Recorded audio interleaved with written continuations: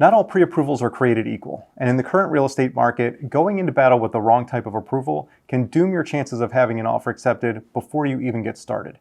I'm Peter Boscas with Red Cedar Real Estate, and in this episode of the Good, Better, Best mini-series, we'll analyze the different types of pre-approvals buyers may include with their purchase offers.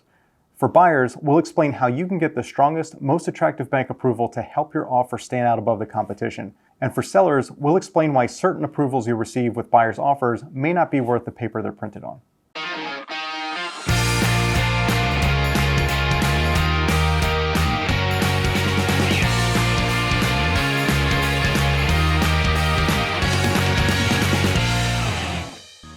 When a buyer needs a mortgage to buy a property, they will typically include what is known as a financing contingency with their offer.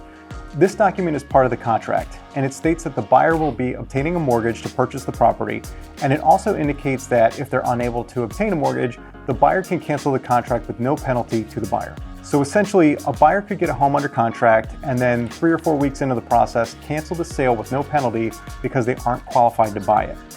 And this is a big deal for a seller because the home will be off the market during this period, and as we discussed in previous videos, having a property come back on the market after being under contract can cost the seller a lot of money and create headaches with future potential buyers. Because of this, the seller wants to know the buyer is qualified to buy the home to some extent.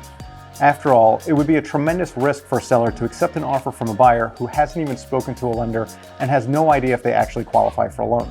So in Maryland and DC, it's expected that buyers will include a letter from their lender with their offer that indicates to the sellers that the buyers have not only spoken with a lender, but that the lender has done some type of due diligence to make sure the buyers are capable of securing a mortgage.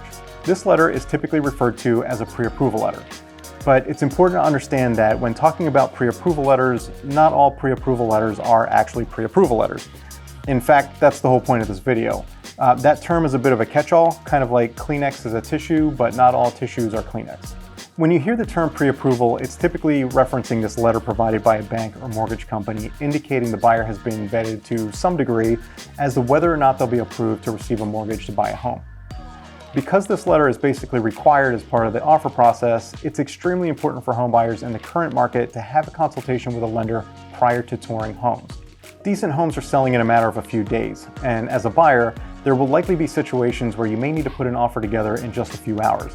If you haven't already spoken with a lender yet when you're ready to make an offer on a home, you most likely won't have enough time to start that process and obtain the pre-approval you need to submit an offer in time. From a planning perspective, it's also a good idea to speak with a lender in advance just so you know what financing options you have available and what budget you might be comfortable with.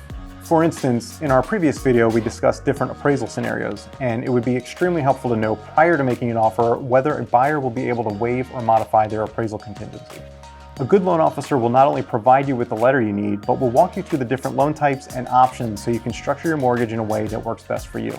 Just like the other terms we're explaining in the GBB series, there are actually 3 levels to the letters a lender may provide to a buyer as the buyer progresses through the various stages of approval. The first is called a pre-qualification. The second is the actual pre-approval, and the final is a loan commitment. When a buyer has their initial consultation with a lender, the lender will pull the buyer's credit and use the verbal information the buyer provides to determine whether the loan officer believes the buyer will be approved for a loan later in the loan cycle.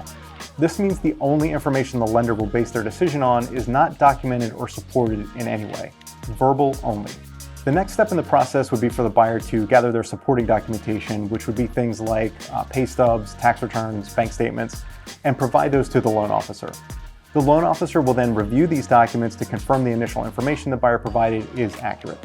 Assuming these documents support the buyer's stated income and assets, the lender will then provide the buyer with the second level of approval, which is the true pre-approval. The lender may also need to tweak their approval at this point. For instance, if the buyer's documents indicate the buyer's income is less than originally stated, the lender may need to reduce the mortgage amount the buyer would be approved for.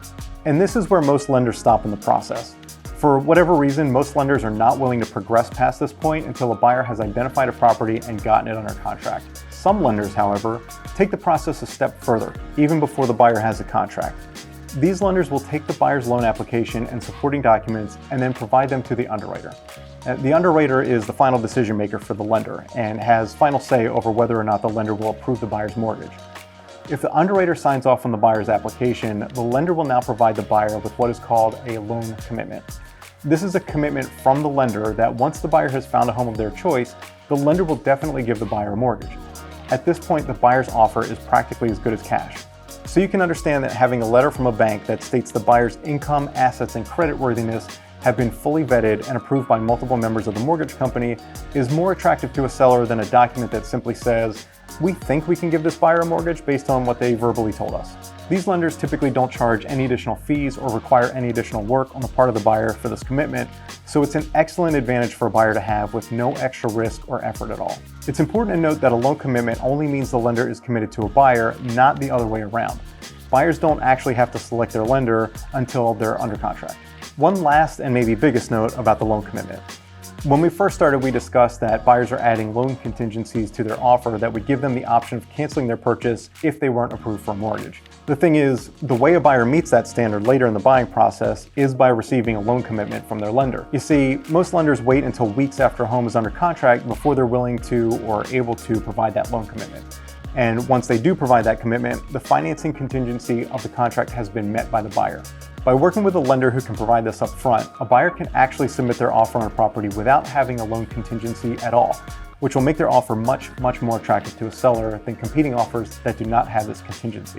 In a future video, we'll discuss how a buyer should choose a lender to work with, including how much of a huge impact the lender's reputation and services, like loan commitments, can have on the process. So be sure to like, subscribe, and turn on your notifications if you'd like to learn more. Now, as a seller, you can see why this difference in approval types can have a huge impact on the sale of your home. Pre-qualifications are virtually meaningless. At this stage of the process, the buyer has simply verbally told the loan officer their pertinent details like their income and their assets. And this can be misleading even if the buyer believes they're being truthful. For instance, a self-employed buyer may tell a loan officer they make $100,000 a year, and that may be truly what the buyer believes. But the lender will base their decision on the net income the buyer makes, usually based off of their tax returns. So after accounting for the buyer's deductions, the lender may actually base their calculations off of a $60,000 a year income, which would dramatically impact the amount the buyer would qualify for. As a seller, if a buyer submits an offer and their letter does not indicate the buyer's assets and income documentation have been fully vetted, you should assume there's a decent chance the buyer may not qualify for a mortgage. This is a very risky offer for a seller to accept, especially in a hot seller's market when there will likely be other offers from fully vetted buyers. Make sure your listing agent is thoroughly reviewing these approvals and that they're calling each lender to determine to what degree the lender has completed their due diligence on the buyer's purchasing ability. In our next video in this series, we'll discuss the most basic but also the most important term of the purchase offer, the purchase price, and how buyers have a secret tool to make their offer automatically better than their competition.